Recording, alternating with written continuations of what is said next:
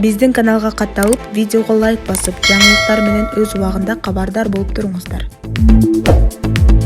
Украин делегациясынын мүчөсүнүн сырдуу өлүмү. Германиянын Bild журналы дүйшөмбү күнү Беларуста Орусия-Украина сүйлөшүүсүнө катышкан Украин делегациясынын мүчөсү Денис Киреевке атайын макала арнады. Киреев 44 жашта, үй бүлөлүү жана 3 баласы бар. Гомель шаарындагы сүйлөшүүнүн биринчи айланпасына катышкан украиналык сүйлөшүүчүлөрдүн бири болгон. Анын өлүмүнүн жагдайы тууралуу маалыматтар карама-каршы, бирок бир нерсе айкын көрүнүп турат. Ал атайын өлтүрүлгөн. Макаланын автору Филипп Фабиан жазгандай, алгачкы маалыматтарга караганда, аны камакка алуу алдында Киреев качууга аракет кылгандыктан Украинанын СБСУнун ички чалгын кызматы аны атып салган. Себеби бул версия боюнча Киреев украиналык өкүлдөр арасында орус агенти болгон. Ал Путиндин адамдарына сүйлөшүү учурунда жашыруун маалыматтарды берип, өз мамлекетине чыккынчылык кылган. Бул тууралуу украиналык Правда маалымат сайты өкмөттүн чөйрөлөрдүн ырастоосуна таянып билдирген. Башка эмиштерге караганда, ал атүгүл эки өлкөнүн тең чалгын кызматында кош агент болгон. Иликтөөчү журналист Майкл Вайс муну акылга сыярлык деп эсептеп Твиттерге жазды.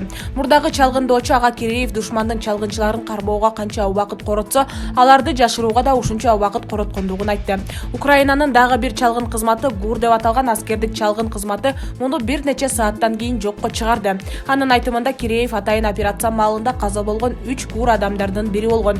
Алар өз мекенине эрдик менен кызмат кылып, аны намус менен коргоп курман болушту, деп жазат аскердик кызмат Facebook баракчасында. Киреев банк тармагында жана жеке бизнес менен иштегени, жанагы 2020-жылы Орусиянын пайдасына тыңчылык кылган деген шек менен айып тагылганы да белгилүү. Ал Орусияга байма-бай каттап турган жана Путинге жакын экс-президент Виктор Януковичте иштеген олигархтар менен байланышы бар. Ушул эле жаңылык порталы дагы бир кызык детальга көңүл бурду. Киреев Украина президентинин кеңсесинин расмий тизмесинде сүйлөшүүчү катарында көрсөтүлгөн эмес, бирок сүрөттөр анын Киевдин өкүлдөрү менен бирге Гомельде бир столдо отурганын ачык көрсөтүп турат. Маалымат булагы Nazar News KG. Украинадагы согуш үчүн Иран президенти АКШны күнөөлөдү. Иран президенти Ибрахим Раиси Украинадагы кырдаалга АКШнын саясатын айыптады. Бул тууралуу ТАСС маалымат агенттиги билдирет. Иран президентинин айтымында Украинадагы абалдын курчушуна АКШ күнөөлүү. Украина эли Ауганстан, Йемен жана Ирак эли сыяктуу АКШнын кылмыштуу саясатынын курмандыгы болууда, деди Раиси. Ошондой эле Иран президенти Украинадагы кырдаалдын канчалык тез турукташуусу ошончо пайдалуу экенин кошумчалады. Маалымат булагы Nazar News KG. Путин Эрдоганга согуш качан бүтөөрүн айтты. Киев согушту токтотуп, Орусиянын талаптарын аткарса гана Москва Донбассты коргоо боюнча атайын операцияны токтотушу мүмкүн. Бул тууралуу Орусия президенти Владимир Путин Туркиянын президенти Режеп Тайип Эрдоган менен телефон аркылуу сүйлөшкөндө билдирди. Кремлдин басма-сөз кызматы билдиргендей, Путин Эрдоган менен болгон маегинде Орусия, Украина өкмөтү жана чет элдик өнөктөштөрү менен жаңжалды жөнгө салуу боюнча сүйлөшүүгө даяр экенин ырастады. Орусиянын куралдуу күчтөрү карапайым калктын өмүрүн жана коопсуздугун сактап калуу үчүн колунан келгендин баарын жасап жатат жана так соккулар аскердик инфраструктурага гана берилип жатат. Киев согушту токтотуп, Орусиянын талаптарын аткарса гана Донбассты коргоо боюнча атайын операцияны токтото алат, деди ал. Түрк президенти ошондой эле батыштын орус маданиятын жана анын лидерлерин басмырлоо кампаниясын сынга алды. Буга жооп кылып, Путин Орусия түрк жарандарын жаңжал боюнча аймактан эвакуациялоого жардам берүүгө даяр экенин билдирди. Сүйлөшүү учурунда Режеп Тайип Эрдоган Туркия Украина маселесин тынчтык жолу менен чечүүгө мүмкүн болушунча салым кошууну каалай турганын айтты. Орусиянын Украинага басып кириши. 21 февралда Орусиянын президенти Владимир Путин Кремлде Украинанын чыгышында өзүн-өзү жарыялаган Луганск элдик республикасын жана Донецк элдик республикасын таануу тууралуу жарлыкка кол койду. Кийинчерээк Орусия Украинага каршы согуш коркунучун күчөтүп, чек арада бирдей аталыштагы республикалар таанылганын белгилеген. Путиндин чукул чечиминен кийин АКШ, Евробиримдик, Канада, Австралия, Улуу Британия жана Жапониянын расмий өкүлдөрү Орусияга каршы санкцияларды киргизди. 24 февралда орус президенти Владимир Путин орус армиясы Украинанын чыгышындагы Донбасста атайын аскердик операцияны баштаганын, орус аскерлери Украинага чабуул койгонун жарыялаган. Путин бул кадамын Украинанын чыгышындагы орусиячыл жикчил күчтөрдүн лидерлеринин өтүнүчү менен негиздеди. Буга чейин Зеленский орусиялык жарандарга орус тилинде кайрылып, украиндерге суук, ысык же гибриддик согуштун кереги жок деп Украина ағайындар кол салгандарды тосуп алууга даяр экенин айткан. Президент көп өтпөй Орусия менен дипломатиялык мамилесин үздү. Президент Зеленский өлкөдө аскердик абал жарыялады. 25 февралда Зеленский Украинада жалпы аскердик мобилизация жарыялады. Аскерге чакыруу өлкөнүн бир катар областарында жана шаарларында өтөт. Орус аскерлери Украинага түндүк, чыгыш жана түштүк тараптан дагы эле чабуул жасап, бир катар аймактарды басып алууга жетишти.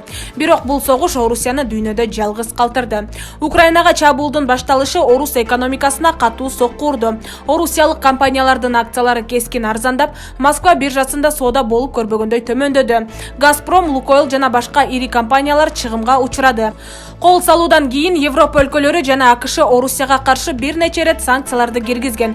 Орусиянын ВТБ, Россия банкы, Открытие, Новикомбанк, Профсвязбанк, Совкомбанк жана Сваф эл аралык банктар аралык системасынан ажыратылды. АКШ менен евро биримдик Орусиянын алтын валюта резервине бөгөт коюшту. Европа өлкөлөрү АКШ, Канада аба мейкиндигин Орусия үчүн жапты. Санкцияларга бейтарап мамлекет Швейцария да кошулду. Согуштун фондунда Украинанын евро биримдикте кошулуу процесси тездеди. Маалымат булагы Назар Ньюс Кейджи. Украинадагы согушту туура эмес чагылдырган журналисттер Ташкентте суракка чакырылууда. Өзбекстандын мамлекеттик ЖМКлары Украинадагы согушту дээрлик чагылдырган жок. Ошол эле маалда Орусиянын агрессиясы тууралуу жазган журналисттер менен блогерлер бийликтин кысымына кабылууда. Азодлик радиосунун маалыматына караганда, өткөн дем алыш күндөрү бир нече журналист менен блогерлер улуттук коопсуздук кызматынын тергөө бөлүмдөрүнө чакырылып, Украинадагы окуялар тууралуу макалалардын кесепеттери жөнүндө эскертүүлөрдү алышкан. Аты жөнүн айткысы келбеген блогерлер бири 28 февралда атайын кызматтын Ташкенттеги бөлүмүнө чакырылып, андан Украинадагы окуяларды сабырдуу жана нейтралдуу чагылдырууну талап кылышканын билдирди. Мындан тышкары Өзбекстандын бир нече журналист менен блогер соц тармактар аркылуу атайын кызмат аларды суракка чакырганын кабарлашкан. Орустардын Украинага кол салуусу өтө этият чагылдырылышы керек болгон темага айланды. Бул теманы туура эмес чагылдырган журналисттер менен блогерлер улуттук коопсуздук кызматына чакырылып, андагы окуяларды чынында кандай чагылдыруу керектиги боюнча сунуштамаларды алып жатышат деп жазды Адилеттик министрлиги аттуу телеграм-канал. 26 февралда Kun.uz сайтынын эки негиздөөчүсү менен башкы редактору атайын кызматка суракка чакыртылган. Бул тууралуу басылманын негиздөөчүлөрүнүн бири Умит Шермухамбетов Facebook баракчасына жазып, көп өтпөй билдирүүсүн кайра өчүрүп койгон. Азырынча Kun.uz сайтынын негиздөөчүлөрү сурак боюнча эч кандай комментарий бере элек. Бирок Азодлик радиосу өз булактарына таянып, сурак маалында басылманын жетекчилери Украинадагы окуяларды чагылдыруу боюнча эскертүү алышканын билдиришти. Журналисттер бул тууралуу комментарий алуу үчүн Өзбекстандын президентине караштуу маалымат жана коммуникациялар агенттиги менен байланыша алган эмес. Ал ортодо айрым өзбекстандык сайттардын Орусиянын Украинага кол салуусу тууралуу макалалар өчүрүлгөнү кабарланууда. Эскерте кетсек, орус аскерлери 24 февралда Украинага басып киргенден бери Өзбекстандын президенти Шавкат Мирзиёев да, Тышкы иштер министрлиги да Кремлдин Украинага каршы бул агрессия боюнча пикирин билдире элек. Маалымат булагы Назар Ньюс Кейджи.